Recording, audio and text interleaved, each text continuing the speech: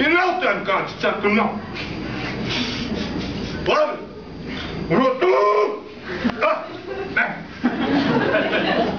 Nu, ir tād privāti raksto paziņojums, ko es izmantoju pie ārpus etiķetes, bet tā kā jūs te tik daudz, daži man pazīst, daži man vēl iepazīst, daži man ir aizmirsus, bet atcerēsies. Es gribētu paziņot tādu ielūgumu vakarā. Nu, es esmu izdevusi grāmatu, saucas Zemesardze ķēniņa mintālu iedibinātās Māras zemes sargātāju un atguvēju no Starptautiskā valūtas fonda žaugiem. Un būtu priecīgs redzēt uz savus biedrus un Zemesardzes. Un tas notiks Jāņevās grāmatnīcā. Saka, ka nānies tās pīķus, kurš nezinu, kur viņi ir.